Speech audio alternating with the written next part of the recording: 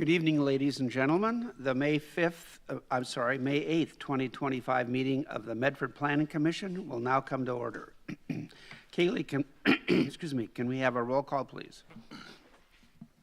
Rachel Bennett. Here. Brad Bennington. Here. Larry Busco. Here. David Culbertson. Here. Mark McKechnie. Here. EJ McManus. Here. Jared Pulver. Here. Jeff Thomas. Here. Jim Wallen. Here. Roll has been taken. Thank you, and we have a quorum. Tonight's agenda is available on the city's website for those watching from home. The order of business this evening will consist of consent calendar and written communications, minutes, public hearings, and reports. Item 20 is a consent calendar and written communications. Have the commissioners reviewed the consent calendar? And if so, are there any questions? Okay, seeing none, can we have a motion? Mr. Chair, I move to adopt the consent calendar and written communications as submitted. And do we have a second? Second. Thank you. This is a roll call vote, so Kaylee, can we have a roll call, please? Mark McKechnie. Yes. Rachel Bennett. Abstain. Larry Busco. Yes. David Culbertson. Yes. EJ McManus. Yes. Jared Pulver. Yes. Jeff Thomas. Yes. Brad Bennington. Yep. Jim Wallen. Yes.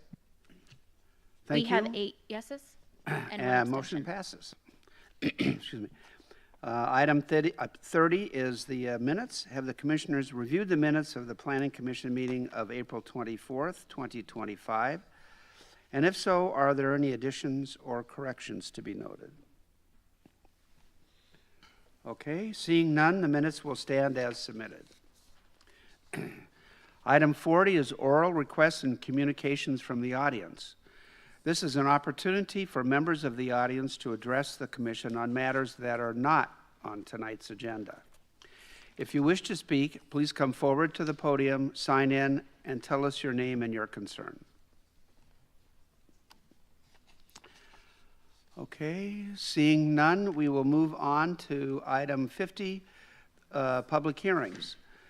Hearing items 50.1 and 50.2 will be conducted as a quasi-judicial hearing. Item 50.3 will be a legislative hearing. If you plan to testify tonight, please listen carefully to the following prepared statement regarding the procedural rules that govern these hearings. The statement will be read by Mr. Garrett Ramsey, Senior Assistant City Attorney. Thank you, Mr. Chair. I am going to explain the rules that will govern these hearings. Before the hearing begins, city staff will give a report. The report will list the criteria that govern the city's decision. After the staff report, the hearing will be opened for other speakers. The applicant will speak first and may ask for rebuttal time. If the city is the applicant, the staff report will serve as the applicant's case. Following the applicant, any other interested person will be allowed to speak. Any testimony, argument, or evidence you give must relate to the criteria listed in the staff report or other criteria in the comprehensive plan or land use regulations that you believe apply to the decision. If you fail to raise an issue or do not give the commission sufficient information so that the commission and any party can respond, you will not be able to appeal that issue to the Land Use Board of Appeals.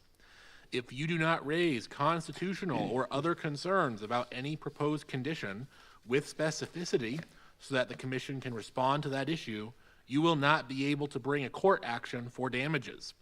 Before the hearing is closed, anyone who needs more time to present evidence must ask for more time. If you ask, the hearing will be continued or the record will be kept open, and you will have at least 7 days to present additional written evidence. Thank you, Mr. Ramsey. In order to proceed through this evening's agenda in a timely manner, except at the Commission's request, applicants will be given 10 minutes to present their application. Individuals who have comments about these applications will be given 3 minutes to respond, or 5 minutes if they are representing a group or organization. and 5 minutes will be given to the applicant for rebuttal. Item 50.1, CUP 25-040, request for a major modification to the conditional use permit to CUP 20-353. The proposal is for a pickleball facility and new neighborhood park at the Howard Memorial Sports Park campus, located southwest of Ross Anley Drive and Ross Lane, and the Ross Lane intersection at 901 Ross Anley Drive. The site consists of a single parcel, approximately 53.38 acres, and is within the SFR 00 zoning district. The applicant is the City of Medford Parks Department of Parks, Recreation, and Facilities. The agent is Kim Tremieux. The planner is Stefan Roenfeld. Does any commissioner have a conflict of interest or ex parte contact to disclose regarding this application? All right, seeing none, does anyone in attendance wish to question the commission as to conflicts of interest or ex parte contacts? All right, not seeing anything there. Stefan, can we have a staff report, please? Yep. Good evening, Commissioner. Stefan Roenfeld with the Planning Department. And first up is the major modification to the Howard Memorial Sports Park CUP. So for CUPs, we start off with the criteria. It can be found in section 184, subsections 3. And I want to point out here that only one of the two available criteria has to be met. And I'll go over this in detail a little later. And then this is a type 3 quasi-judicial decision, meaning the Planning Commission tonight is the approving authority. You should all have received call it a newish exhibit for whatever reason. Exhibit A didn't make it into the report. It was ready to go, but it got left out. So I'll go over the conditions of approval that we proposed in a little more detail than usual too later on. I think everybody is aware of the site. We're looking at the Rogue X Howard Memorial Sports Park neighborhood in West Medford. The total site is about 53.5 acres. We're on the urban residential club map designation and then a zoning district of SFR 00. A little bit of background.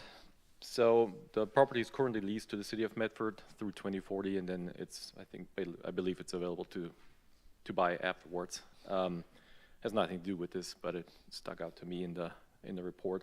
So the first CUP that was approved out there was CUP 2353 that allowed for the construction of the aquatic center and the event center, also known as the Rogue X, marked here.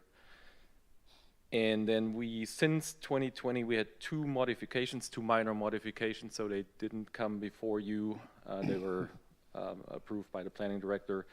In 2024, 4 of the soccer fields were replaced with Little League fields, and then, there's six original soccer fields were approved, 4 were replaced with Little League fields, and then 1 multi-purpose field. And that multi-purpose field is now going to be where the pickleball courts are supposed to be.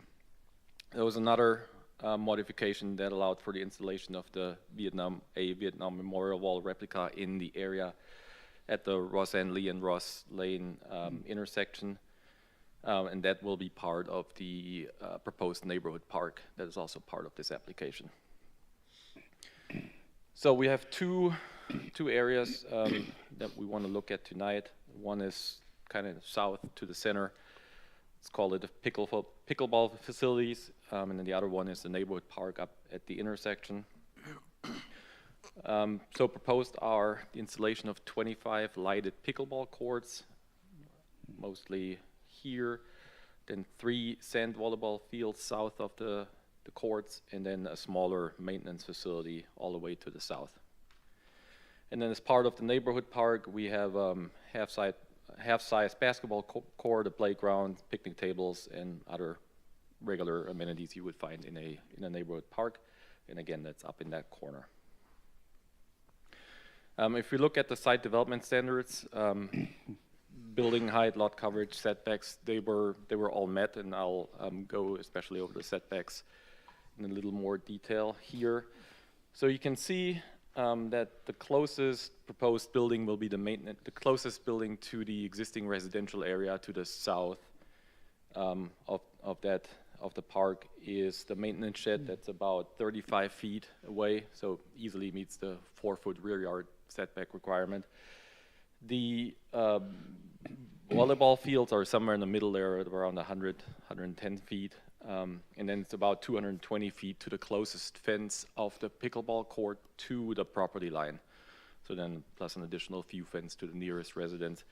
To the west, there's some future residential development proposed. We have about a distance of 440 feet. So the Parks Department submitted some findings, and they picked up a pickleball noise study that was commissioned by Lake Oswego, Oregon. And some of the recommendations that came out of that study were that for pickleball specifically, no sound mitigation is required for fields that are 500 to 600 feet away from the closest residences. Some sound mitigation is required at 350 feet, and then a major sound mitigation would be required or is proposed or preferred at 150 feet. So if we go to the conditions of approval, there's 2 conditions that we included specifically for the pickleball courts. The one is to comply with the requirements regarding unnecessary noise. That's out of the Medford Municipal Code, section 5.225. And then also to have a sound study prepared by qualified personnel and comply with all recommendations that come out of that noise study.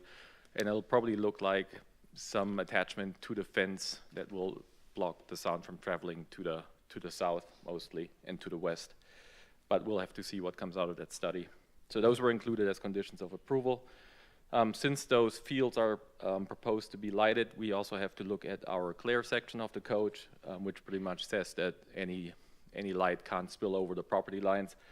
Again, the courts are about 220 feet away, and we haven't seen any details yet of the proposed light, but this shouldn't be an issue.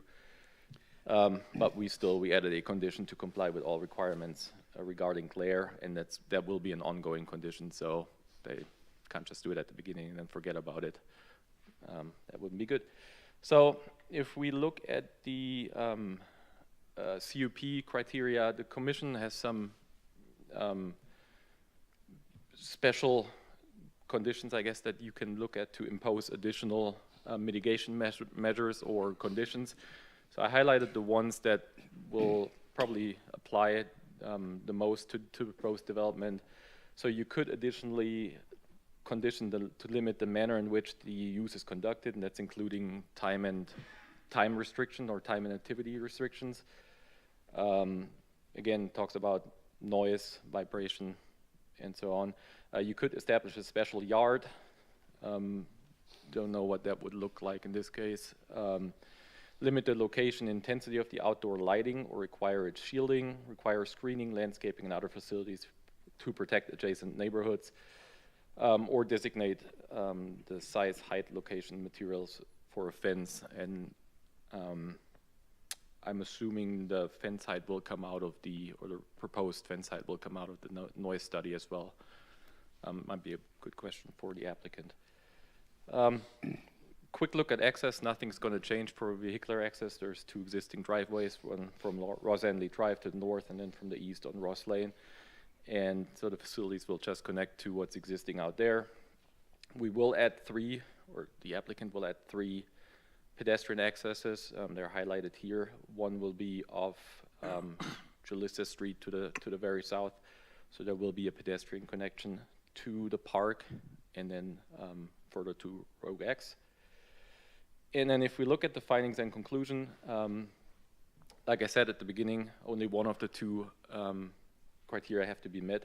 And in this case, staff finds that development proposal is in the public interest, and although the development proposal may cause some adverse impacts, conditions have been imposed by the Planning Commission to produce a balance between the conflicting interests. So that's criteria number 2 that is highlighted here. That has been met. So it is our recommended action to adopt the applicant's findings as recommended by staff and to adopt the final order for approval of CUP 25040 per the staff report dated May 1st of this year, and that's including Exhibits A, which is in front of you now, and through L. And with that, do you have any questions? Thank you, Stefan. Any questions of staff on this one? somebody have that? Yes, sir. Stefan, is there, so you said the courts are lighted, is there like standard hours where, those lights would go off? Yeah, I'll let Mr. Rosenthal answer that question. Thanks. Yeah. Yes, sir. So, just real quick, this will probably be a question for them, but how's the vetting process on who gets to do the sound study? I'm looking at Mr. Internal, so there's no Ramsey. problems, so do whatever don't you know. want, or do they have to get You're an gonna weigh in on independent? this one? I don't have a legal opinion on that. It would be, I assume that they would have to be someone who is a licensed acoustics engineer is the language Yeah, that we is did that. in We the did put that report. in the And conditions. I would imagine there are professional certifications that go along with being an acoustics engineer. Beyond that, I don't think there's any criteria outside of just they have that professional certification. Okay, yes, sir. Also, relating to noise, you mentioned having a study done. As I recall, there's already a provision in the city code for, I think after 10 p.m., I can't be out Yeah. running my saw. Is this something different than that? It would be. It would. I mean, we quoted the unnecessary noise ordinance in the conditions of approval. So the noise study would be, whatever comes out of there would be in addition to what we already have in the code. Yeah. Thank you. Yeah. Okay, I guess that's it for now. Thank you. So we will open the public hearing and ask the applicant to step forward and talk about the project.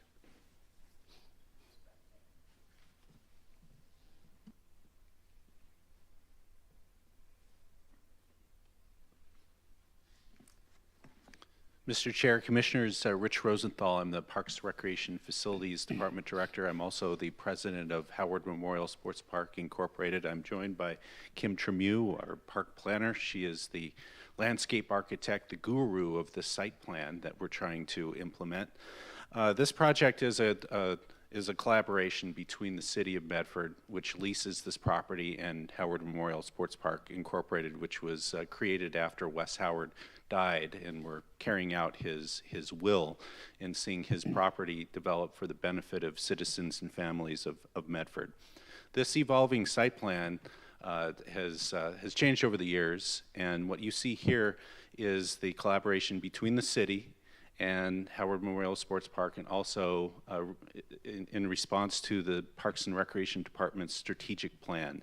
This property is really key to meeting community needs and also taking advantage of opportunities to program and create recreation spaces that bring people to Medford, that help stimulate the economy.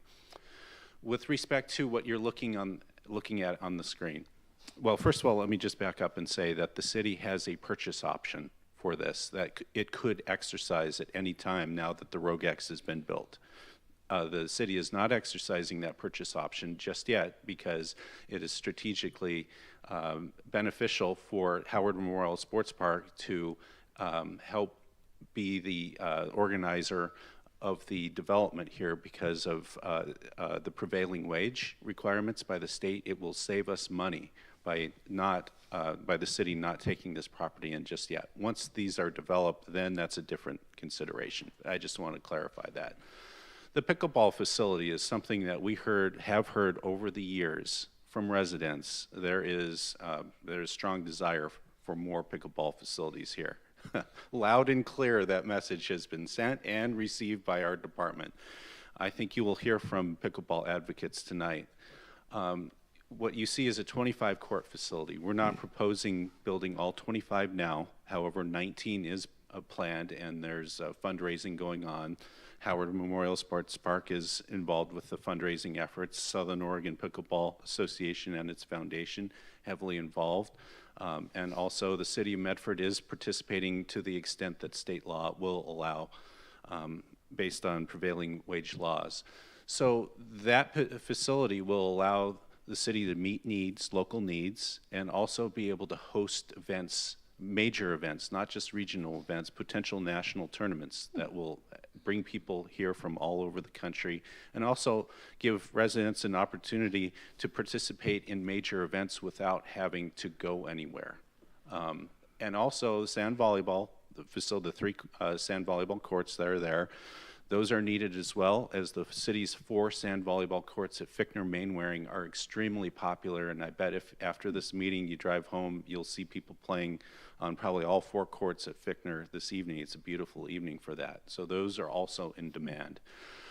It is built on an existing soccer field, a grass soccer field. It would leave, it's not a net reduction of soccer fields. We recognize the need for those facilities as well.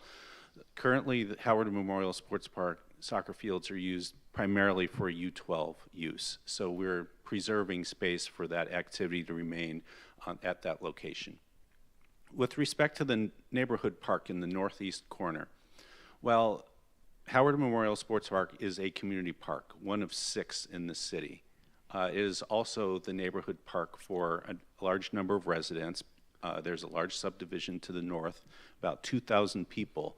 They do not have a public playground that is convenient for them within a half mile, which is the city's level of service.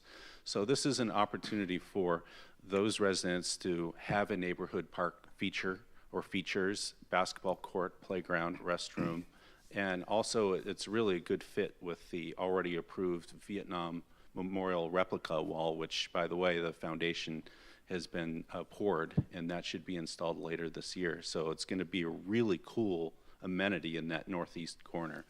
It's about 50 acres, subtracting the 3 that Logost purchased from Howard Memorial Sports Park for their annex. And I know that you're going to ask about parking, and I know you're going to ask about hours of operation, so I might as well just try to head those off, answer those now.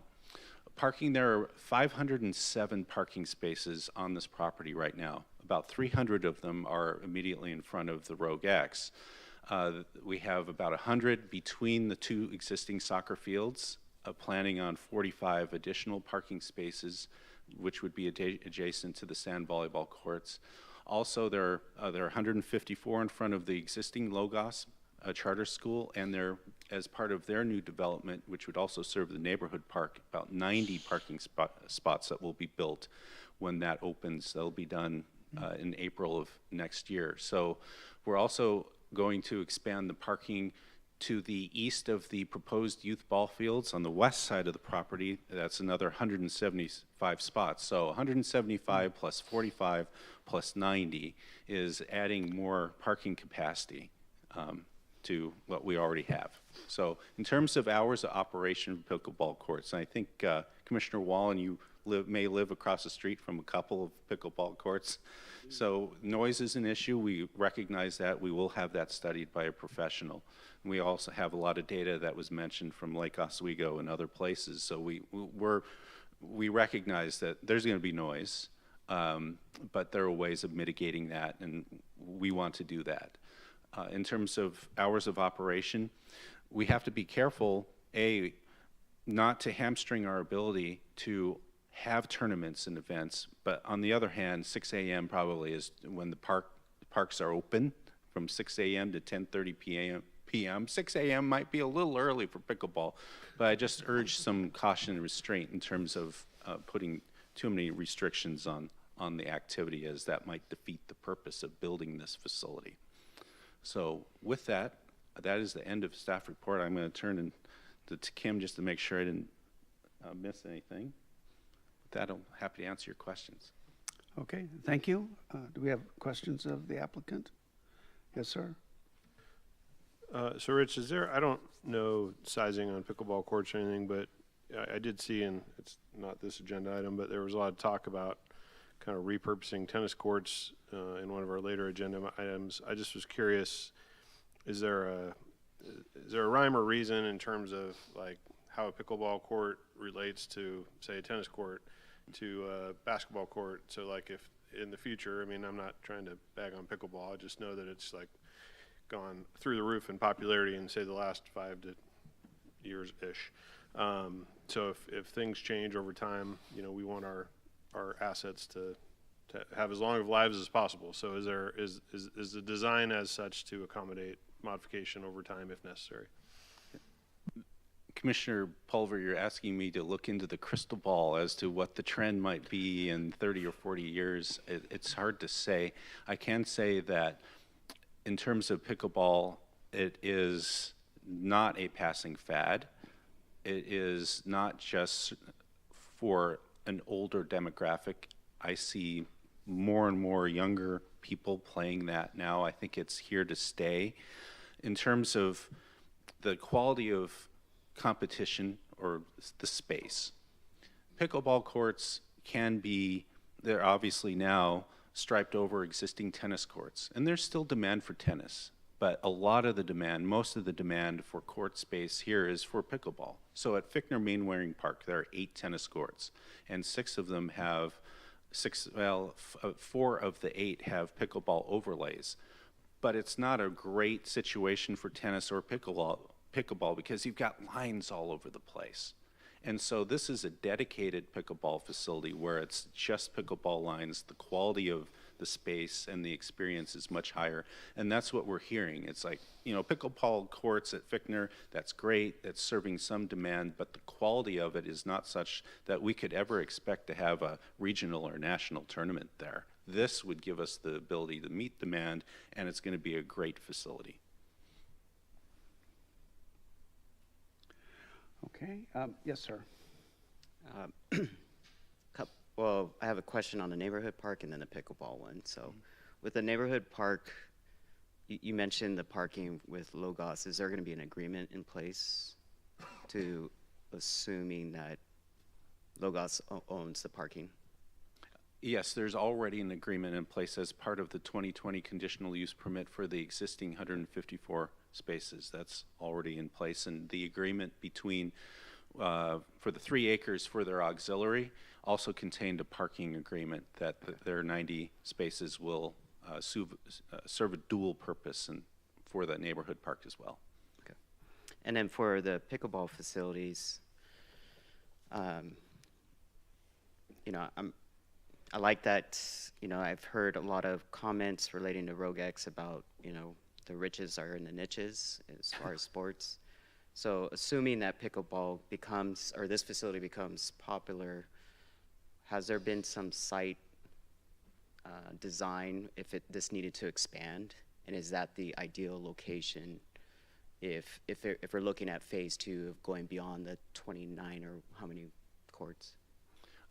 I doubt we would consider more than 25 courts. 19 is what we're hoping to build now. There's space to the west for an additional 6. That would be great to be able to develop that. But 25 dedicated pickleball courts in one place is a large facility. So if it's wildly successful and there's more demand, it could be that it goes further to the west or it goes on the U12 soccer field and we look to develop additional soccer fields elsewhere in the community.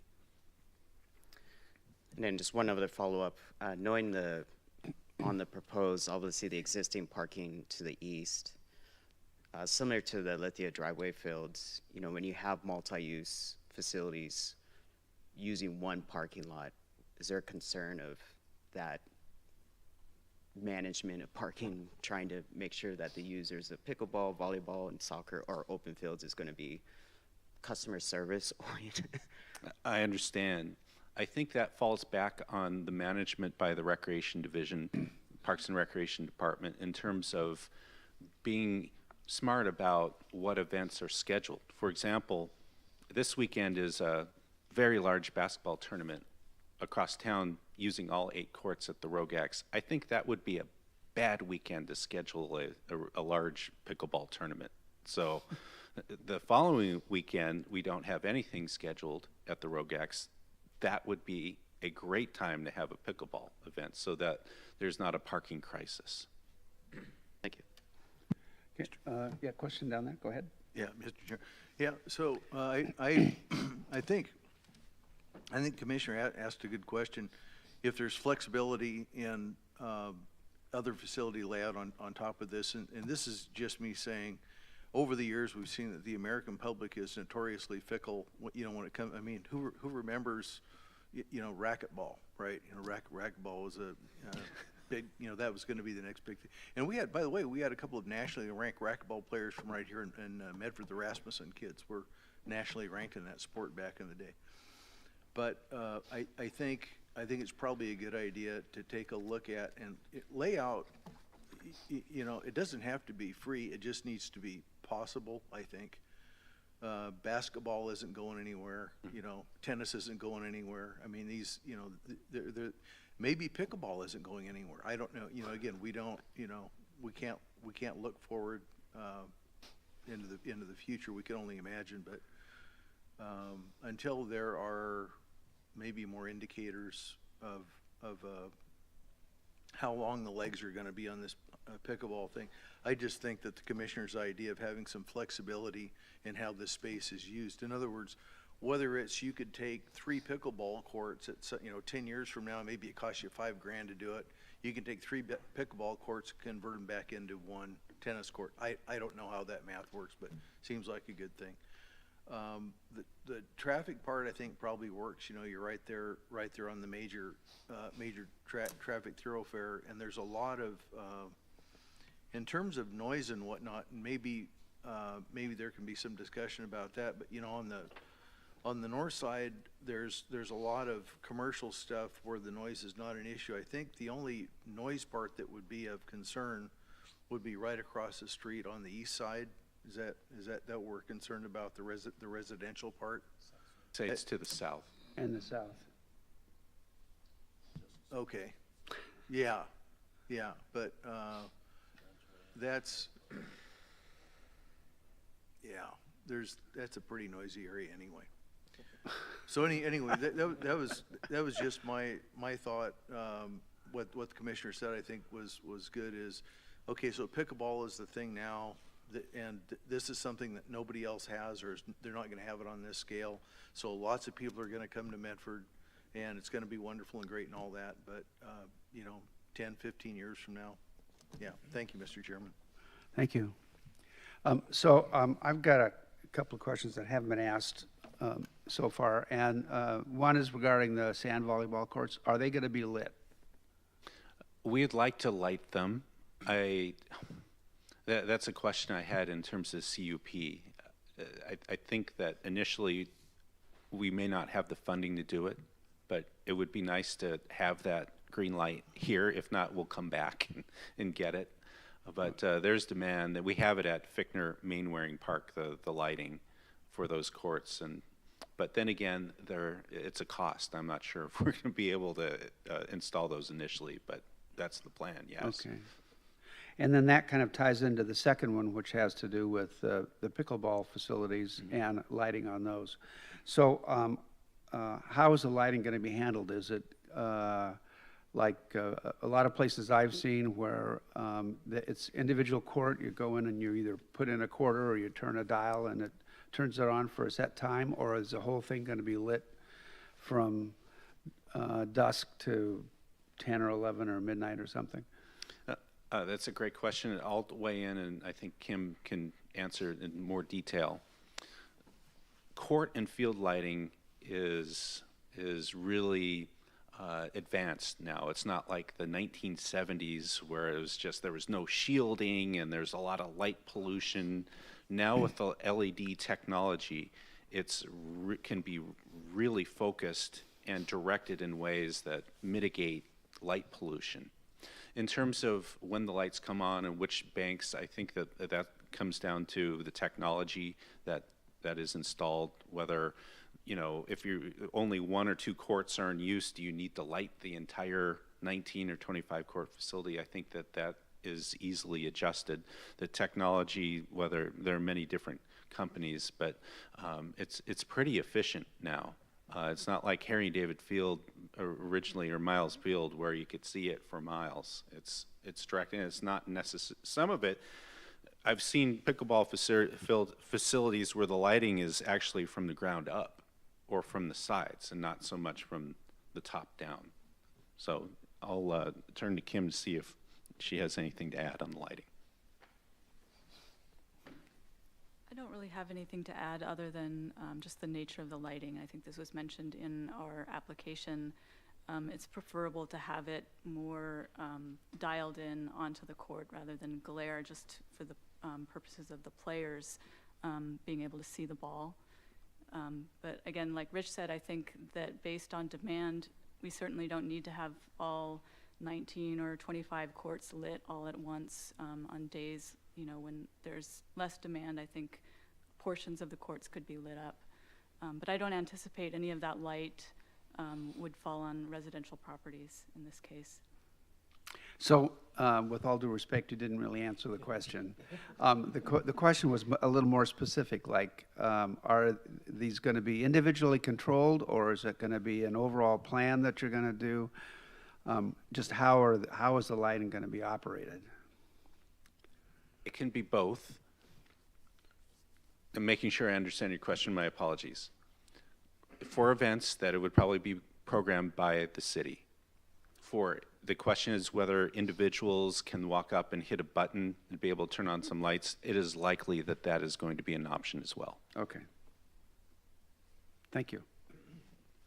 Okay, do we have, yes, sir? I saw a lot of discussion about the lighting for the pickleball courts, and it's probably in there, and forgive me if I didn't see it, but is there going to be lighting for the half-court basketball too? That's in the neighborhood park. For the neighborhood park, we mainly just have security lighting. So it Excuse- would be security lighting for the neighborhood park, Okay. probably not court lighting on the basketball court. All right, so then you probably won't see basketball being played late at night then? No. Okay, thank you. Okay, any other questions that way? Any questions that way? Okay, I think that's it for now. Do I ask to reserve the time? Is that You any rebuttal certainly time? should. Thank you. Yes. And you could also urge us to pass the amendment, pass the proposal too. So, okay, with that, is there anyone in the audience that would like to speak regarding this application? Please come forward, and if you haven't already done so, sign in legibly at the podium, and tell us your name and your address, and offer your testimony for consideration by the commission. Hello, my name is Deanne Winter. Live at 460 Lone Oak Drive in Medford. And good evening, and thank you for hearing about the proposed pickleball facility. I serve as the president of the Southern Oregon Pickleball Association, and I'm here tonight to strongly support the conditional use permit for the new pickleball facility proposed for Howard Memorial Sports Park. And pickleball is more than just a sport. It's an incredible way to build community, promote physical and mental health, and create multi-generational connections. It gets people outside, moving, laughing, and interacting. Whether you're 8 or 80, you can play and enjoy it. In fact, in our local community, we regularly see groups of 12 to 30 or more gathering at a time for open play, which is why a facility with lots of courts is really beneficial for the sport of pickleball. These sessions that people are playing are not only a source of physical activity, but also of friendships and a support network. One of the reasons pickleball is growing so quickly is because it's affordable and it's easy to get started. All you need is a paddle and a ball, both of which are easily available at local stores, and it doesn't require a big investment. It's a low barrier sport that is highly inclusive and accessible. We have seniors in their 80s playing regularly, and we're working directly with the Medford Public Schools to teach pickleball in PE classes, where I was this morning at Howard Elementary. It's a sport that gives kids a healthy, fun activity that they can play with their family and their friends on local courts, no expensive equipment or club fees required. As of our latest count, we have over 2,000 individual users in our region using a scheduling tool to organize their play sessions.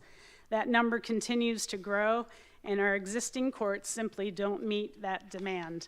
In addition, most of our courts, there's a couple neighborhood courts that are dedicated pickleball courts, but mostly where the places that you can have large groups are dual tennis pickleball. And it would be really nice to have some dedicated pickleball courts, which does improve the play. A dedicated facility will allow us several things. First, to host regional and national tournaments, bringing in players and spectators, creating an economic boost for our community. having 24 courts minimum is kind of the standard for bringing in regional tournaments. So we are excited that we can have on an additional up to 25 courts would be really awesome for those regional tournaments. Pickleball, this facility would also introduce more people to the game through the ability to have clinics and beginner lessons and youth activities. It would offer a home base for new high school teams that we're helping to develop this year and give them a venue to practice and to have matches at. And also our local Rogue Community College, it would give them a facility where they can have pickleball in their PE curriculum. So this would be a really tremendous asset to the people of Medford, meeting a real need while enriching our community's health, economy, and social connection. I urge you to approve this permit and help Medford continue to grow as a hub for active, inclusive recreation. Thank you. Thank you. Hang on, do we have any questions of the applicant or the, no? Okay. Okay, All right, you're thank you. All right, do we have anybody else in the audience that would like to? All right. Same drill, please come forward, make sure you've signed in, tell us your name and your address, and offer your testimony for consideration by the commission. Thank you, Mr. Chairman. My name is Scott Mills, 1302 North Ross. My ties to the Rogue Valley go back to the 1940s when my granddad moved here and bought a ranch sight unseen. He went on to build several community centers in the Rogue Valley, including a couple in Gold Hill. This last year, I've had the opportunity to really think hard and long and deep about community because my wife was diagnosed with breast cancer just about a year ago. She's successfully completed chemotherapy as well as a mastectomy and just finished radiation, and things are looking good. But I will tell you, because you all know, we all go through incredibly trying times, and you don't make it through things like that without community. And I will just tell you that the pickleball community showed up for me and my wife in such a big way. We had people meet us for chemotherapy. These are people that we've only played with on the courts a few times. These are not lifelong friends. These are not people that we go on vacation with. These are just people that we played some games with. I had guys show up to my house to help me with projects that my wife would normally help me with, but was unable to because she's on the couch recovering from chemotherapy. I would like to think that it's just because the pickleball community is some rainbow unicorn of amazing people, and there's probably people here that would argue for that. But here's what I found, is that the people that we played with and, battled together on the court were there for us to battle with us off the court. And so I believe that planning for community is maybe one of the most valuable things a city can do. Provide a place, provide a purpose, and I think that in terms of where we are in our society right now, I can't think of a better use of time and resources for a city than to create a place for community like this to happen. Thank you very much. Thank you. Any questions? It doesn't look like it. Thank you. All right. Okay, is there anybody else in the audience that would like to speak? All right. Yeah, I know. Yep. Make sure you've signed in. Please tell us your name and your address and offer your testimony for consideration by the commission. Hello, Commissioners. My name is Zach White. I live at 1093 Barlin Street, just south of the park. And I'm here to state that I'm not against the pickleball courts going in or the sand volleyball courts going in, but I am opposed to where they are proposed to be put. It does not make any sense to me on why they are not being put on the northwest side of the park. The closest residents there are across a highway with a 10-foot concrete wall already in place. And the entire Stearns neighborhood will be affected by sound and light. I live one house in from the south side of the park, and I can tell you that the lights that are currently there already shine in our windows. and the sound already makes it to our backyards and into our houses. And I am skeptical on a mitigation on a fence to stop that, or any LED lighting being effective enough to keep that out of our windows. And again, I do want to state that I'm not against the pickleball courts. I'm sure it creates community. And actually, Scott that just spoke is my father-in-law. So we're not against pickleball, but I am against being kept up. I do worry about the tournaments that will be kept. You know, I worry about lights being able to turn on at any time of the night. I don't hear a overly concern about the residents, and I do hear concern about capital being brought in. I see that there's mitigations that would need to be met, but I know those mitigations needed to be met already, and I know the effects that that has on our lives in that neighborhood already. And that is all I have. Any questions? No? Thank you. Thank you. Okay, do we have anybody else that would like to, oh, we got a couple, okay. Be sure to tell us your name and your address and offer your testimony for consideration by the commission, and make sure you've signed in before, after. Already signed in. Oh, great. Thank you so much for your time this evening. My name is Darren Van Len. I live at 560 Daniel Street in Central Point. I am the Director of Sport Development for Travel Medford and the Southern Oregon Sports Commission. I do want to be cognizant of not repeating some of the information that you've already heard today, but do want to note over the last 10 years, pickleball is one of the fastest growing sports in our country and shows absolutely no signs of slowing down.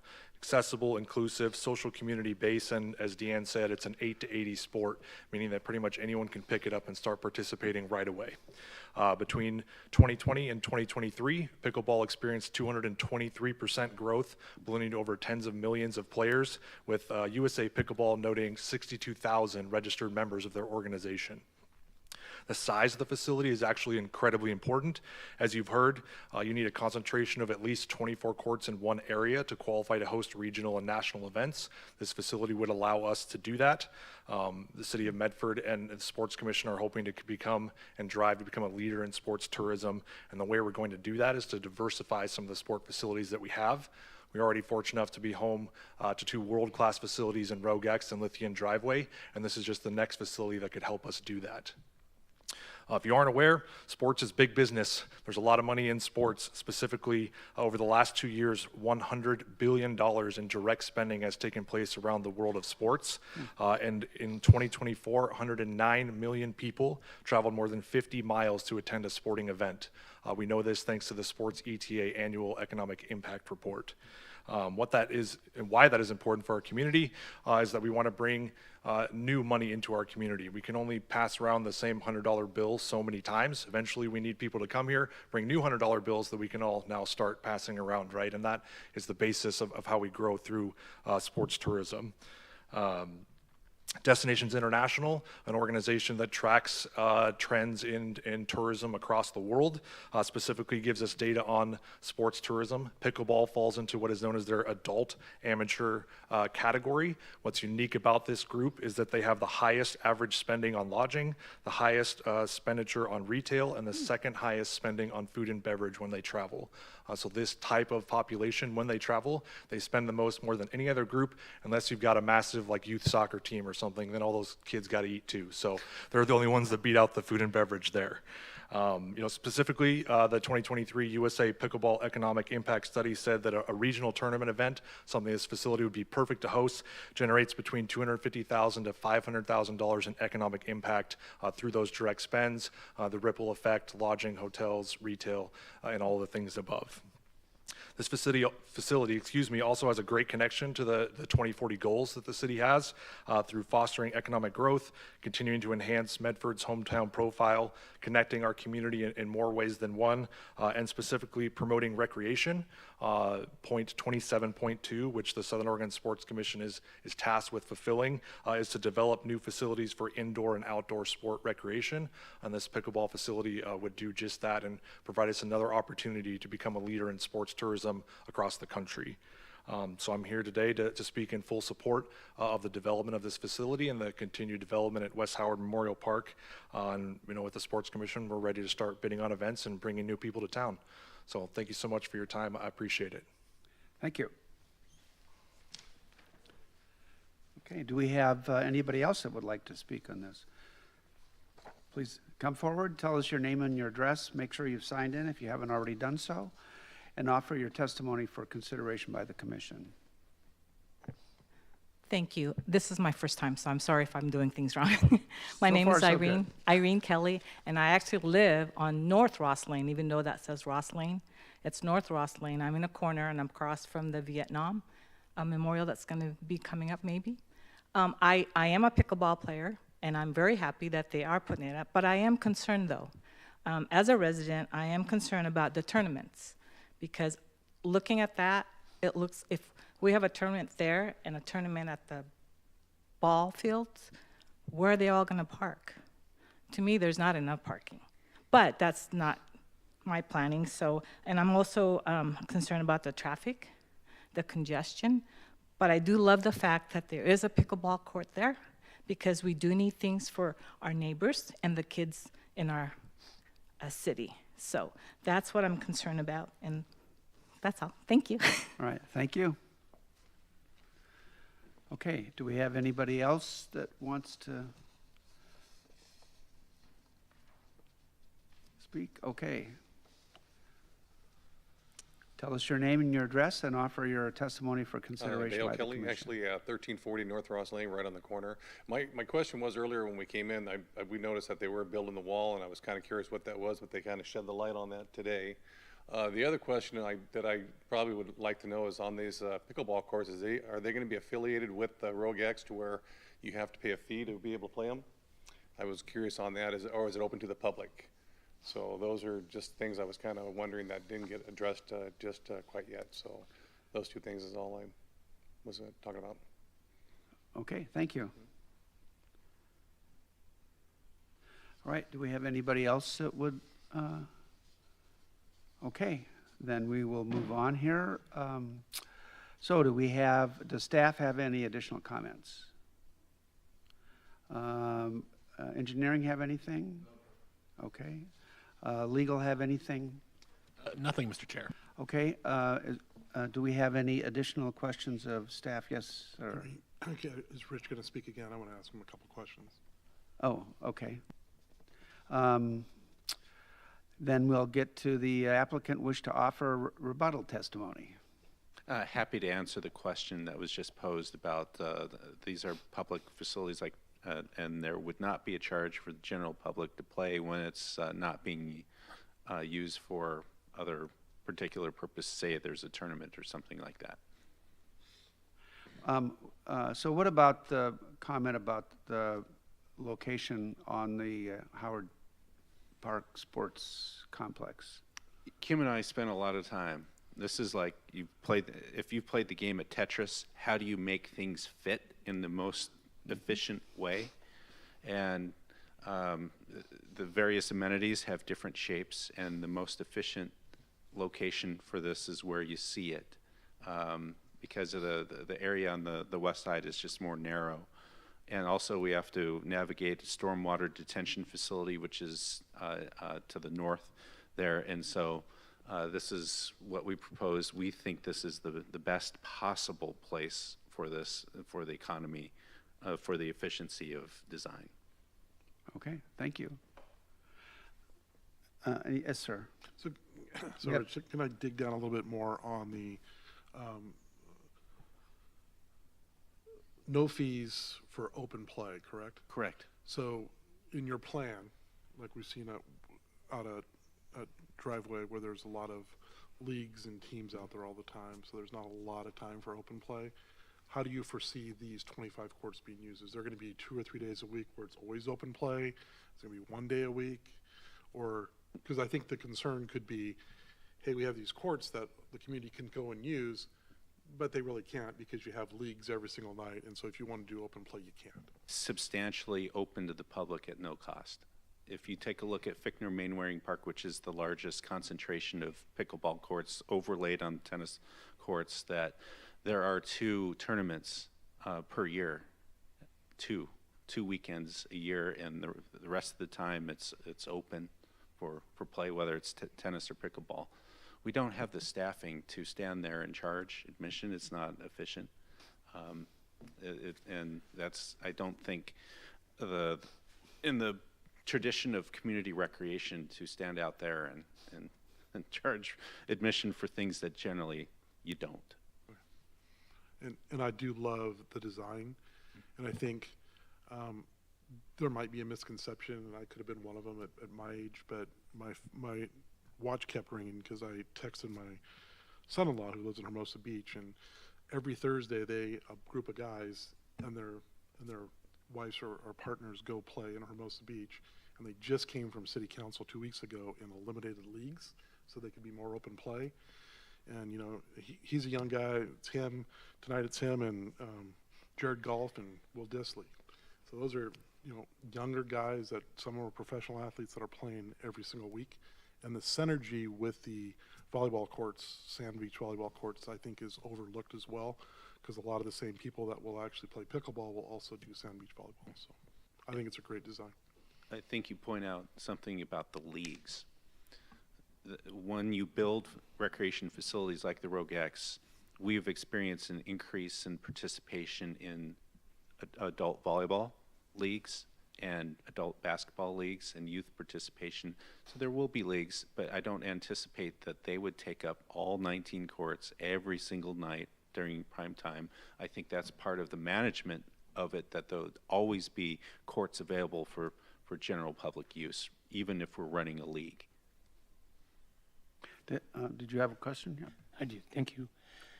I was going to ask, this goes back to the noise question, is if I think I read in the report that that if, you know, when you do the noise study and what the goal is to keep the noise below 50 decibels, and I'm not quite sure how loud that is, but I was wondering, in the residence, would you still be able to hear 50 decibels? You know, Kim probably is better equipped to answer that. She's researched this, has more information than I do. So, yes, the goal would be to reduce the sound on residential properties within the 50 to 55 dBA range, which is kind of typical for municipal code noise ordinance. Some people recommend 50 for pickleball in particular. You would still hear it. It wouldn't be inaudible. It would, I think, some of the noise charts I looked at puts like an open plan office in the 55 dBA range, where 90 would be like a rock concert, just to give some context. So the idea is to bring it down to the level of kind of ordinary ambient noise that you would hear, but you would still hear it.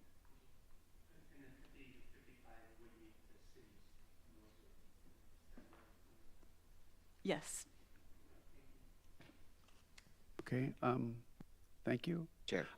Yes. I had a quick follow-up on that question. Oh, yeah, if go possible. ahead.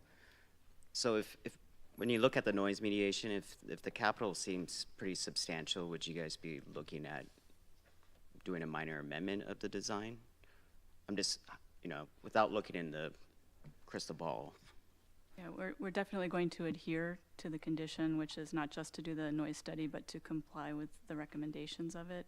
So, you know, the end goal would be to reduce the audible sound to that 55 dBA. And so if there were a cheaper method of doing it, we would look at that as well. But it's definitely important to us as neighbors to, you know, not be in conflict with causing noise impact. So yes. All right, thank you. I do have a couple of questions of staff. And the application, did it talk about hours of operation?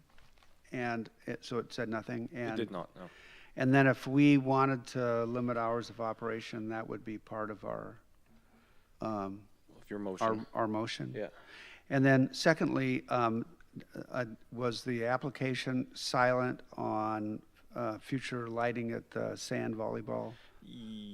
I believe so. That I wanted to point that out, yeah. If you want to include that, please include it in the motion. Okay, so that would be another thing to include in the motion? Okay. Yeah, just to make it clear for us too in the future. Okay, well, that would probably avoid them having to come back for That too. another amendment at some point in the future. Yeah. Okay, if there's no other questions, we will close the public hearing, and do we have a motion for consideration? Mr. Chair, I move to adopt the applicant's findings as recommended by staff and adopt the final order for approval of CUP-25-040 per the staff report dated May 1st, 2025, including exhibits A through L. Thank you. Do we have a second? Second. Okay, it's been moved and seconded, and I would like to offer a friendly amendment. Thank you. Oh, yes. All right, so that we also include future lighting on the sand volleyball courts. And then, well, let's make that Do that as one. as one. Yep. Okay, Do I we- second your Okay. friendly amendment. And then, so if, so you were the motion maker, so if you agree and the seconder was, can we? We need to vote on the motion, or on the amendment. If it's a friendly amendment and the person who made the initial motion agrees to the amendment, you can just move forward with the Incorporate it. amended motion. Okay. Yes. All right, so, How about a second? and the seconder, who was the seconder? Agreed. That was me. Okay, all right, so then that's added to the main motion. Okay, now, discussion on the limitation of hours, or, Yep. okay? Anybody? Yes. Yeah, I think that the limitation of hours is necessary. I think that we had a couple situations that came up. One was the park that's on Springbrook with the basketball court. That needed to have an hours of operation, as well as the, it was a youth center on Roberts that had some issues with kids playing way too late, disturbing neighborhood. And I think that if they needed to ask for a modification on the hours, I think it would be prudent to at least set some boundaries just for protection of people that are on Stearns Way or that are there. And then if it finds that that's too restrictive, then we can ease those up. But I think, 6 in the morning is definitely too early. I think we capped, and Kelly, if you remember the application on Roberts, I think it was 7 in the morning, nothing before. And I think they had to shut down at either 9 or 10. Do you recall that? Kelly Aiken, from your planning department. I do recall that, I just recall the application, I recall the discussion. I think it terminated at 9. Our regular quiet hours are 10 p.m. to 6 a.m., I believe. In the municipal code, In the noise code. ordinance, it's 10 p.m. to 7 a.m. for 7. quiet hour. So. All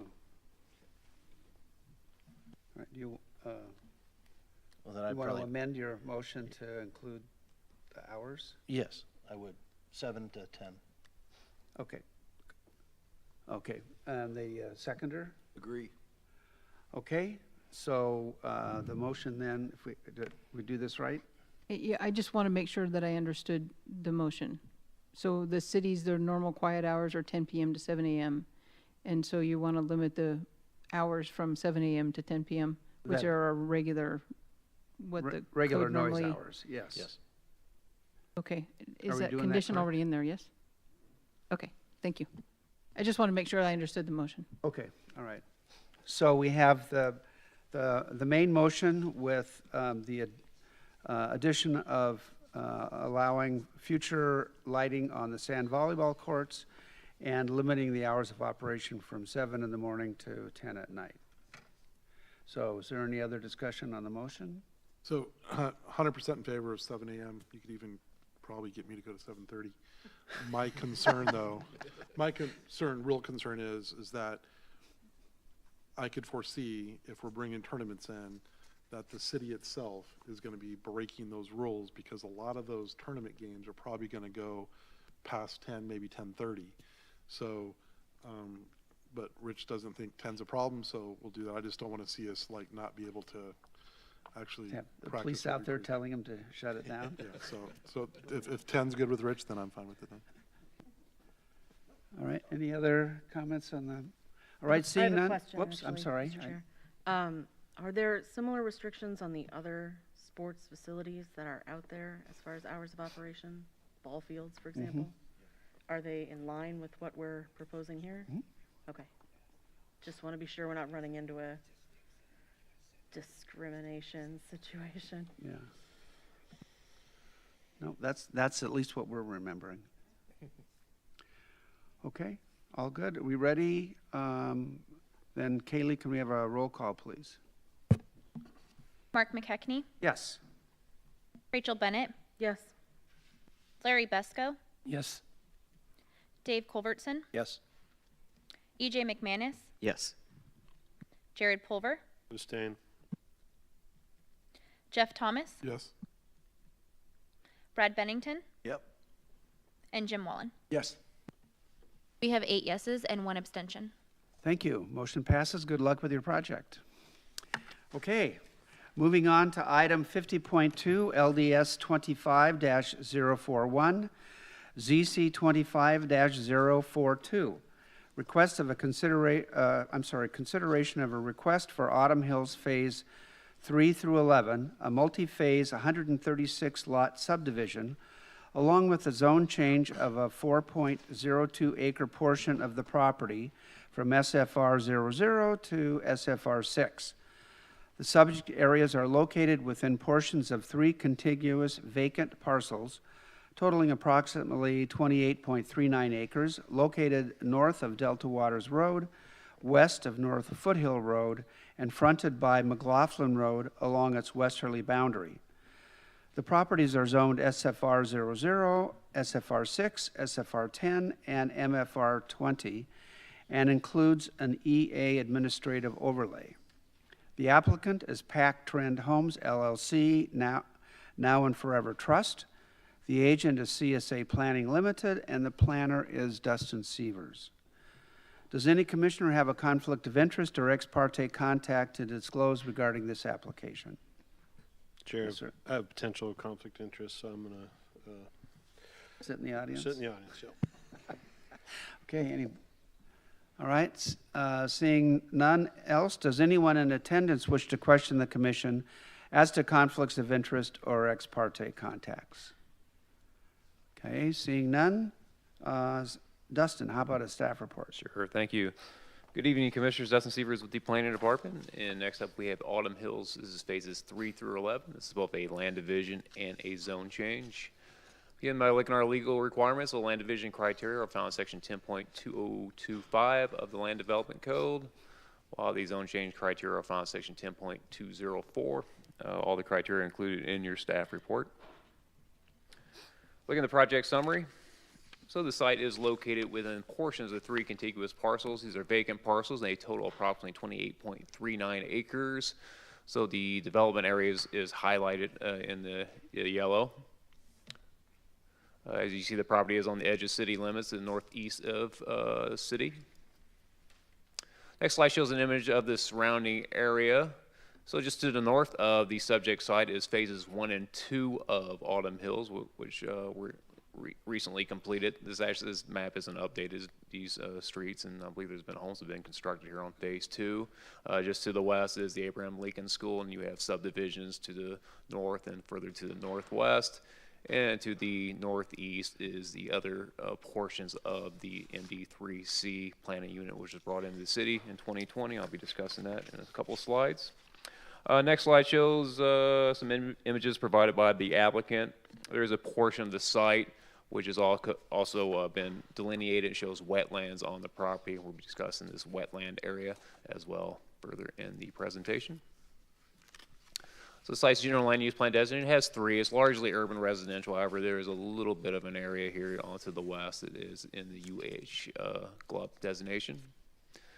Underlying zoning, we have SFR 10, SFR 6, again, a little bit of MFR 20. We also have this area which is SFR 00, which is proposed to be changed. And that SFR 00 also has that exclusive agricultural overlay. So when the urbanization plan was approved and it was given the SFR 00 holding zone, it retained that exclusive agricultural overlay to allow the property to be used agriculturally until it does go through a zone change process. And the applicant is requesting to remove that agricultural impact assessment with this zone change application tonight. So the proposal is a 136 lot subdivision. This is Autumn Hill phases 3 through 11, and it includes 132 standard lots and 34 townhouse lots. It also includes 2 open space tracts, and also a approximate 7-acre reserve acreage tract to the east. In addition to the subdivision, the applicant is requesting a zone change, changing the SFR 00 to SFR 6, removing the EA overlay, and they'll also be slightly modifying the SFR 10, losing a little bit of SFR 10 to align this the zoning with the townhouse portion of the subdivision. Looking at the history of the surrounding area, so the subject site is part of the MD3C neighborhood plan, which was approved in 2020 by City Council. It was also annexed into the city at the same time. So with the urbanization plan, you see at the top of the screen, it included open space requirements, 16% of the total planning area, or 25 acres. And that was to be accomplished by preserving, retaining, or even enhancing the wetland areas, as well as an opportunity site, which could be potentially used for a school or for parks. There's also minimum residential density standards, which the applicant addresses in their findings. We'll be keeping that tally throughout. The entire neighborhood plan is built out. And also the circulation plan was approved with the urbanization plan and include the extension of 3 higher order streets, Owen Drive, which bounds the urbanization plan to the north. You have North Foothill. To the east, County Road, and to the west, you have McLaughlin Drive. So in October of that same year of 2021, this Planning Commission approved phases 1 and 2 of the Autumn Hill subdivision. I believe that was 71 lot residential subdivision. They received final plat approval in 2023 and 2025, so a lot of this is already built out. At the same time they are approved for the subdivision, they were also approved for as reserve acres for a lot of the surrounding area of surrounding phases 1 and 2, which are the other portions of the MD3C neighborhood plan. It included the subject area, which was approved as urban reserve at that time. They're also approved for zone changes with that application. And in 2023, the subject area was approved for zone changes, and given their current zoning. And also in 2023, the planning director approved a property line adjustment, which to align the reserve acreage tracts with the underlying zones. And now the applicant is requesting phases 3 through 11. Again, this is 136 lots, 132 standard lots. You have these 34 townhouse lots, which are proposed where the SFR 10, you can see where the SFR 10 proposed zoning aligns with that townhouse portion of the site. Again, you got the open space tracts. You have a reserve acreage tract to the east. Let me explain the open space tract area a little bit. So I explained the applicant's findings. There was originally about an acre and a half portion of the area shown here as future development for a future school. Ultimately, that plans have changed, so the applicant's proposing to change the open space, or there's a quota, minimum standard or minimum acreage they require for open space. They want to relocate it to this area shown as open space tract, and this is where the wetlands are located.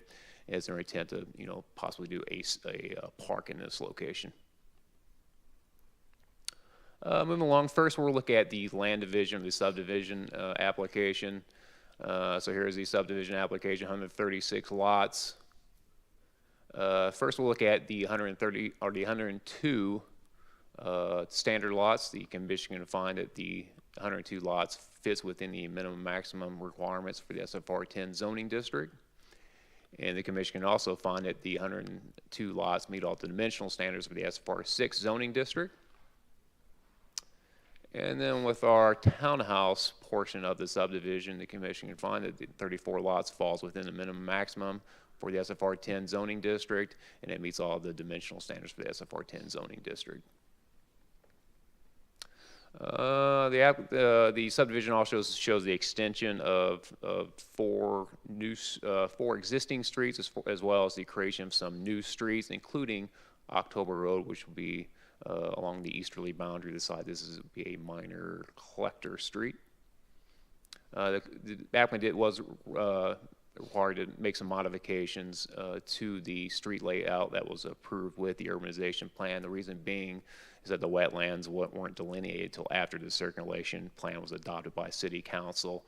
So they did come up with an alternative circulation plan. It doesn't have as many connections from McLaughlin to the future October. However, they do have additional lower or residential streets that have connections within between the areas between such as Gardner and September. So ultimately, Public Works was supportive of the alternative street layout and feels like it's perhaps even an improvement of what was approved with the circulation plan.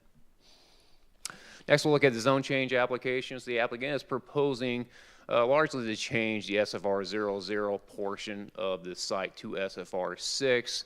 And again, they're also going to be losing a little bit of SFR 10 in order to align the zoning with the townhouse subdivision portion. And so it'll be 4 acres being changed to SFR 6. Or 4.36 is the change, and then again we'll be losing a little bit of SFR 10, but it does meet all the locational criteria for the SFR 6 zoning. There is no locational criteria for SFR 6, and by losing approximately 1/4 of an acre of SFR 10, it'd still be over 3 acres. It doesn't meet those locational criteria SFR 10 as well. The applicant is also requesting to remove the EA overlay over the SFR 00 portion of the site, and they did certify in their findings that all agricultural uses have been terminated. I believe there haven't been any agricultural uses out there since about 2000. I think it's been some time. And last, we'll look at the agricultural assessment report that was submitted by the applicant, which is a requirement. So the only applicable area is to the southeast of the site. These are lots, these 3 lots at the southeast corner of the development, which do abut properties which are outside of city limits. They are within the MD3 urbanization plan, so they are subject to agricultural buffering as required in section 10.802. The applicant is proposing or midterm mitigation areas. So this per subsection 14 does state that the applicant may defer development of an appropriate portion of urbanizing land bordering agricultural land until such time as the agricultural land is no longer zoned EFU. So in the applicant's findings, they did have a stipulation number 3, which states that the applicants provide midterm agricultural buffer proposed for lots 206 to 208 through recording a deed restriction prohibiting vertical construction on these lots until such time as the property is no longer outside the UGB or an agreement for a buffer is reached with the EFU property owner and the construction of a 6-foot cedar fence. So this is pretty much kind of what that section that I cited in the previous slide states. It's a reasonable request. However, the problem is section 10.827B states that as far as the mitigation requirements, when developments results in the creation of new lots, all mitigation areas shall be located in a separate tract or tracts under common ownership, not divided among separate lots. They are showing this particular area is subdivided with those 3 lots. The good news is subsection 15 does provide deviations from provisions, so it does require the applicant to provide or prepare a conflict assessment mitigation study, which is similar to an agriculture impact assessment, as it requires some additional information. And ultimately, it does have to be reviewed by the Agricultural Buffering Committee, which is appointed by Jackson County Board of Commissioners. So accordingly, we didn't include a condition of approval, and it states that prior to final plat approval of Phase 11, the applicant would be required to obtain approval for the proposed deviations as outlined in the submitted AIA report, and that's pursuant to those procedures outlined in section 10.80215. That's really the only issue that we had with the application. So I'm moving to our findings and recommendation. Staff has reviewed the applicant's findings and conclusions and recommends the commission adopt the findings as submitted. And with that, we ask you adopt the findings recommended by staff and direct staff to prepare a final orders for approval of LDS 25-041 and ZC 25-042. That's per the staff report dated May 1st, 2025. It includes exhibits A through Z, the approval of the maximum timetable of 5 years. We ask you remove the EA overlay. And finally, we ask you adopt the applicant's stipulations, and with the exception of the third stipulations regarding the proposed midterm mitigation agricultural buffer, because again, we do have a condition of approval. It will have to go through that process to have a deviation from the mitigation requirements. And with that, I can try to take questions. Thank you. Okay, thank you. Any questions of staff on this one? Yeah, Mr. Chairman. Yeah, so it sounds like a pretty well prepared report. So are there any boxes that need to be checked on the application that are not met? Are all the conditions, necessary conditions met with this application? All for the exception of that final one. Before we can approve Phase 11, they will have to go through that process, get approval, or go before the committee of Jackson County and get that approval. Thank you, Mr. Chairman. Okay, thank you. Dustin, just a general question. Yeah. So how do they get in and out of this development? Because there's nothing that goes east from October Road to get to anything. Is McLaughlin through all the way from one street to another? So that's a way to get, or do they have to wander all the way through, way over to Crater Lake? Yeah, that's a good question. Through a bunch of residential developments. Nettie Way also ties in. Is it Nettie? Oh, Nettie Way is existing? Nettie goes through an existing subdivision, comes out to Cody. Oh. Well, look at that. Drive subdivisions for a living. I guess I should. Okay, so does McLaughlin go through? Do we know? I don't Does anybody believe know so. besides nobody? I believe it should. Yeah, I wish, I can't use MLI right now. I wish I could, because I Yes, could it pull does. it up. It does? Does it? Okay. Does it go all the way through? You can tell I don't live in that neck of the woods. All right. No other questions, then we will open the public hearing and ask the applicant to come forward and talk about the project. Good evening, Commissioners. For the record, my name is Jay Harlan with CSA Planning with offices at 4497 Brown Ridge here in Medford. Dustin, as usual, did a good job going through all the criteria and all the specifics of the project, so I won't revisit those. I think everybody's got a handle on the history and the proposal. Yes, McLaughlin goes through, and Owen, more importantly, Owen now goes through and gets you to Springbrook. So the circulation to the west is pretty good. I did want to comment on one thing. I did speak with Mr. Farrington of the fire department before the meeting. He had a comment in there about it's something called sort of separation in the fire code. When you get to a certain number of units, they want 2 ways in and 2 ways out that are far enough apart from each other. And I want to confirm on the record our conversation, which was that I don't think there's an issue making that Nettie Way connection like with an all-weather surface, but it sort of defeats the purpose of phasing if you have to build a whole street, right? And so he was like, oh yeah, that, as long as it's an all-weather surface and can be used for emergency purposes, that's fine. And I think that can be done, right? You can start to core the road and get your first course of gravel in, and so in an emergency, somebody can get from A to B. But they wouldn't want to build, the full streets in the future phases. I would point out that's also one of the good reasons to have connectivity in your city, because then that's really the reason why you got to go all the way to Nettie Way, because that road, there's not a single street is stubbed to the north until you get to Nettie Way. So that's why there's that sort of that issue.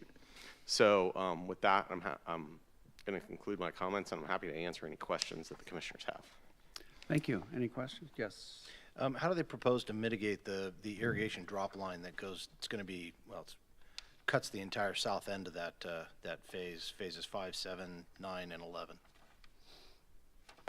They going to pipe it, put it underground? Yeah, it'll get piped, and you know, I think that's some of that's part of the MID system, so they're gonna look at it and It's a tie between review TID and MID. Yeah, yeah. Oh, is that what it is there? The Yeah, drop okay. line, in case they need to get water out of TID, they can drop it down. Oh, interesting. Yeah, so that's something that the engineers will work out with the irrigation districts when design is happening. Okay, any other questions? All right. Thank you. Okay, is there anybody in the audience that would like to speak regarding this application? Please come forward, make sure you've signed in, tell us your name and your address, and offer your testimony for consideration by the commission. I'll sign in a minute. I'm Geneve Spencer, and I live at 3087 Levi Circle. And my questions, first of all, talking about the connectivity here, I live in the little subdivision directly south, and all the streets are very narrow. And everybody seems to have not enough parking in their driveways, so there are multiple cars parked on the street. In order to access Nettie Way, you would have to turn onto Cody, which, if cars are parked on both sides, makes it a one lane. Then you would have to turn right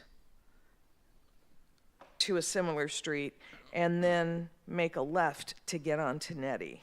So it'd be very problematic. It's very small. And I don't understand, is that October Road? That's what it says. Does that, I know it goes through an orchard, but I don't know where it connects up to Delta Waters. Does it connect up to Tiffany, or does it not connect up to anything, is a question I have. And then my mother's lot backs up to the ditch area that's going to be closed off. And I'm wondering, is there going to be a fence and then a little strip of land and another fence, or is there going to be one fence between the two lots? Is it going to cost her money to have access for the city? I'm just wondering how that's going to work. Can I? Yeah. Could throw in some And speculation. that's, my questions are, do you understand how small those streets are? And for the street October to go through, is that something that we're looking at by the time this subdivision is done, or way in the future? Yeah, so I'll ask Jay to pipe in on his rebuttal, but those streets are very interesting. I've sold a couple houses in that area. Levi Circle is a knuckle, and then you have flag lots that go back to the 4 houses that sit behind them. Pizza drivers go insane. Yeah. I don't disagree. When Nettie Way ties into Timothy, those are standard residential streets, and those Nettie Way was intentionally left open, knowing that there would eventually be subdivision beyond it. So that's going to be tying in. Levi Circle and the other Cody, Levi Circle, it's not Tiffany, the other two, they were never intended to have through streets. So, No. So you're fine on that. So those adjacent or the perpendicular parallel streets will not have any impact. It's only going to be the section of Timothy, Cody, and Nettie that would have impact from this subdivision. October can't go in because I believe LDS owns all the way from Foothill Road, Yes, all they the way do. down to the border where the houses on Nettie Way back up. So unless they have an easement to build that road, it ain't going to happen. Until the orchard gets pulled out and LDS decides to develop or Okay. sell or something. And I understand that the, well, it may impact me on getting to and from my house because I only have 2 ways to get to my house, out Cody or out Milhone. And so those both may be very clogged.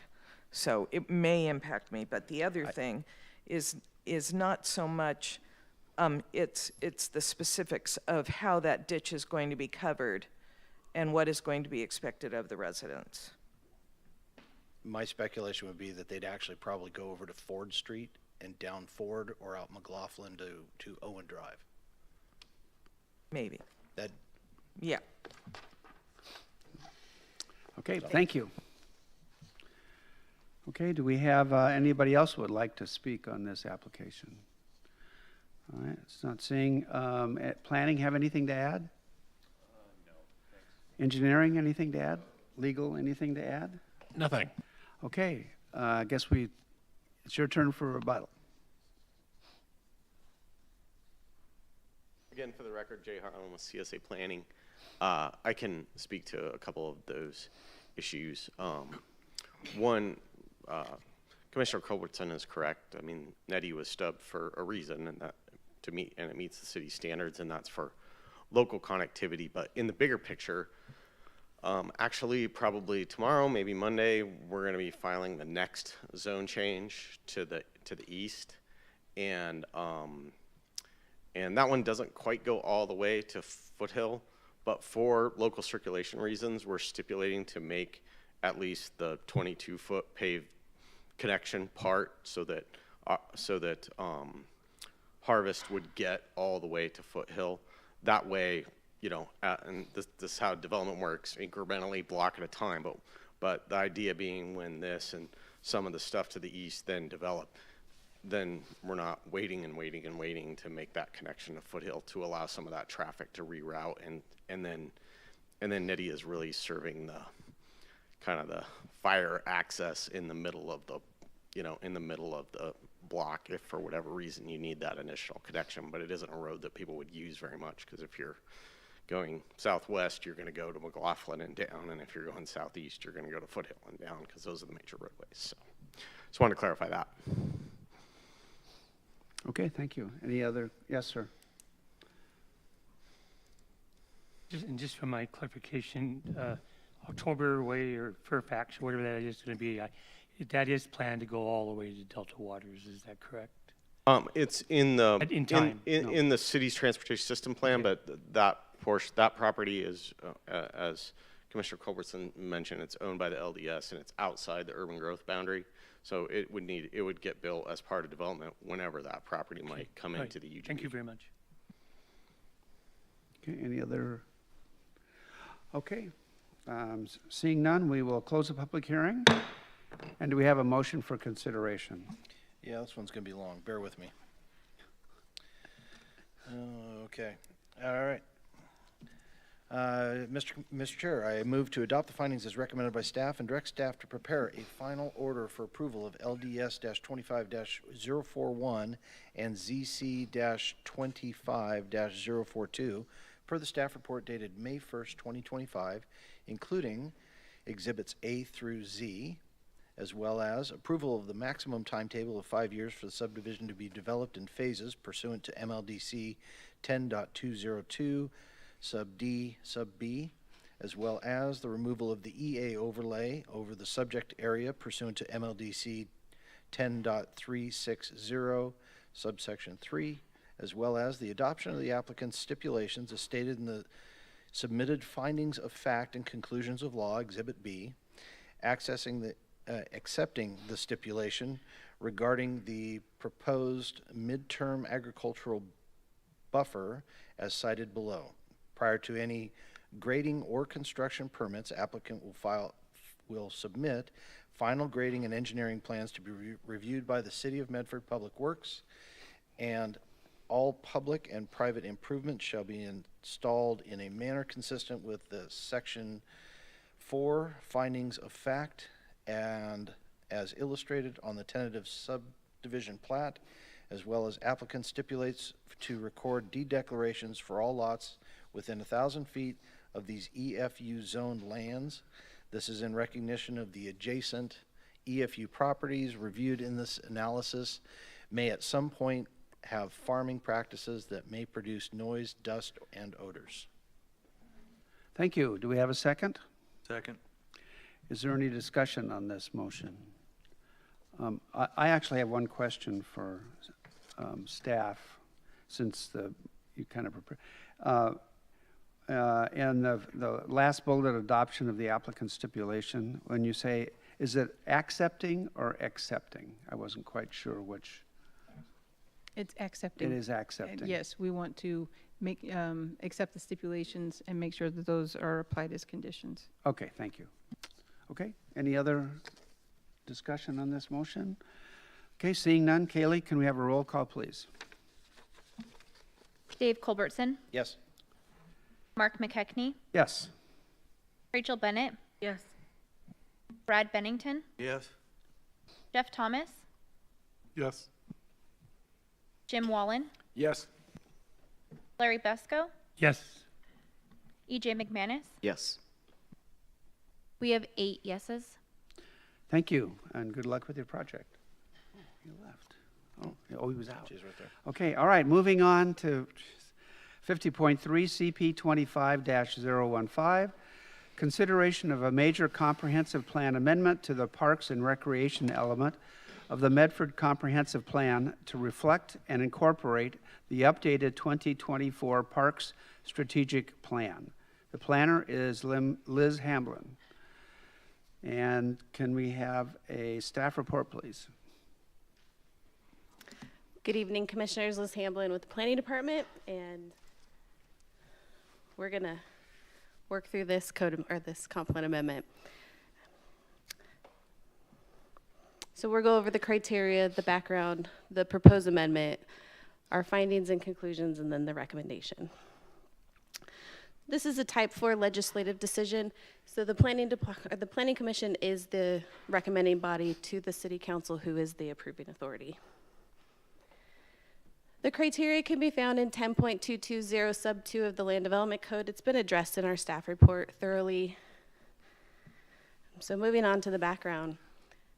The 2024 Parks and Recreation Strategic Plan was adopted through ordinance in December of 2024. It identifies system-wide needs throughout the parks and recreation systems, identifies some specific improvements. It outlines parks and recreational goals and policies, and then it guides parks and facility programs over the next 10 years. The consultant team is MIG, and the Community Attributes, Inc. Were part of this update. Through this process, it went through a multimedia community engagement process. So they held 3 community surveys that I think broke a record for the city with public involvement, and they've received 3,000 responses, 9 community focus groups, 1 community open house, and then 4 additional Parks and Recreation commission meetings. So it went through the gamut of all the public hearings and engagement. So this is an amendment to the public facilities element of our comprehensive plan, and we are going to be adopting the 2024 strategic plan by reference, which is going to replace the 2016 leisure services plan. It's an updated name. We did reorganize the entire element, so with Exhibit A, you'll see a lot of strikeouts and a lot of bold text that is basically a reorganization of what the original public facility element was. We did update some implementation measures to the current plan that addressed ROGEX and the annexation of Prescott Park into the city limits. And so those implementation measures were a little outdated. We've updated maps and graphs, and then the capital matrix, which is our capital improvement plan. There are some corrections to note, and it's on page 440 of the packet. We're having a lot of technical difficulties with the changeover to SharePoint. I don't know if anybody else loves that program as much as we do, but we do. And the community outreach key themes on page 440 is missing one of them, and then it was renumbered.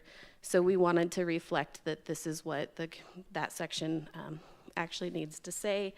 And then, let's see. On page 472 of the packet, the printed packet shows it as it's supposed to read, but the online version didn't reflect the changes that are on the screen. And so we're going to be asking for some flexibility in the recommendation to correct anything that was supposed to be in before you. They're not substantial changes. They're pretty much track change problems between PDFing and Word documents is what we're finding out. So with that, we find that the criteria has either been satisfied or not applicable.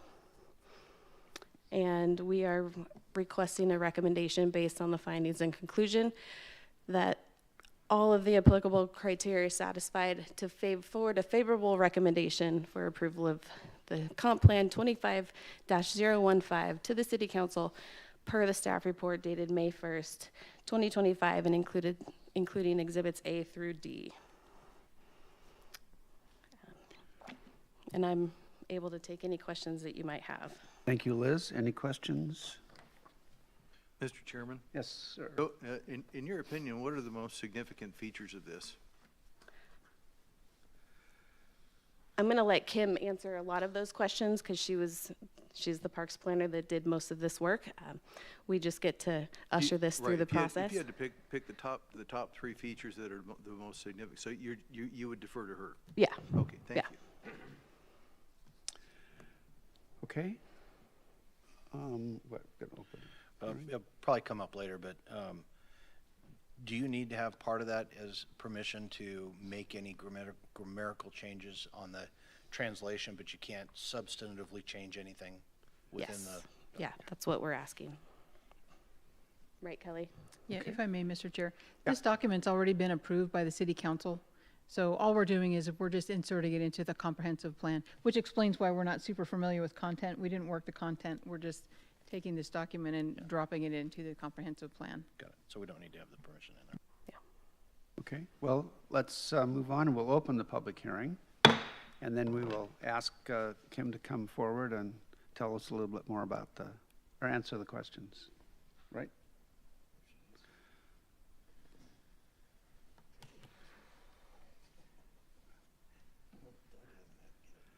There we go. Kim Tremieux, Parks Department. And you had asked the question, what are the most significant changes? I think one of the things that came out of our public outreach that was the most salient was concerns about safety in parks, and that's versus the last leisure services plan. So we did bring in a lot of the 2016 plan, but we did also tailor our goals to reflect some of these concerns. So some of our responses to that might be sort of adjusting design of our parks to have greater visibility, increasing lighting in the parks, contemplating like a ranger program, and also addressing not just crime safety issues, but accessibility safety issues. So following through with our ADA transition plan, and so on, updating existing parks. Okay. Thank you. Sure. All right. Is there anyone in the audience who would like to speak regarding this application? All right, not seeing anybody. Any additional comments by staff? Engineering have anything to add? Legal, anything to add? Nothing to add. Okay, then we will close the public hearing. And do we have a motion for consideration? Pains me that Doug did not have to come and speak tonight. Mr. Chair, We can ask him a question just because. Mr. Chair, I move that based on the findings and conclusions that all the applicable criteria are satisfied or not applicable, forward a favorable recommendation for approval of CP-25-015 to the City Council per the staff report dated May 1st, 2025, including exhibits A through D. Thank you. Do we have a second? Second. Okay, very good. Is there any discussion on this motion? Seeing none, Kaylee, can we have a roll call, please? Rachel Bennett, Yes. Jeff Thomas, Yes. Jared Pulver, Abstain. EJ McManus, Yes. Jim Wallen, Yes. David Culbertson, Yes. Brad Bennington, Abstain. Mark McKechnie, Yes. Larry Besco. Yes. We have 7 yeses and 2 abstentions. Thank you. Motion passes. Okay, that concludes tonight's public hearings. We'll move on to item 60, reports. Mr. Pulver, Transportation Commission. Oh, we haven't met since our last meeting. Oh, quick. Okay, Site Plan and Architectural Commission, Mr. Thomas. Our last meeting, we just had a continuance. Well, it's going really fast. Okay. Ms. Aiken, Planning Department, I bet you've got something to say. All right, well, good evening, Commissioners. I am Kelly Aiken with your Planning Department. Just a couple things for you. First off, as a reminder, the open house for the Downtown 2040 plan is next Tuesday. That's May the 13th at Palette Wine Company. It starts at 6. It's from 6 to 8, I think. So please, if you're able, please join Ms. Palladino and her crew for the open house. Your study session for Monday's been canceled. We don't have any business for you. We do have business for your next 2 meetings, so that's May 22nd and June 12th. I haven't scheduled anything for the 26th yet. We'll keep you posted on the June 26th meeting. City Council last night, they did adopt the SPAC Composition Code Amendment as you had recommended. They also directed staff to come back with an option for consideration on reducing the number of members. So that will be coming back to them, which was a suggestion actually that came from this commission, I think. So more on that. Other than that, we don't have any business scheduled for the May 21st meeting for council. A little break for the council and for us because we've been there a whole lot the last few months. So I think that's all that I have unless you have questions for me. Yes. Maybe not a question, but just to follow up with the city council meeting yesterday. Mhm. I probably stirred the pot by making the recommendation to come back to this commission. I think part of that reasoning is they did voice about having planning commission who's been appointed to SPAC to be just a liaison and taking the voting rights away. So that's the reason why I asked for it to come back. So. That was a council-directed suggestion, or what? Yes. Yeah. Okay, well, interesting. Okay. Thank you. Stirring the pot again. Yeah. All right.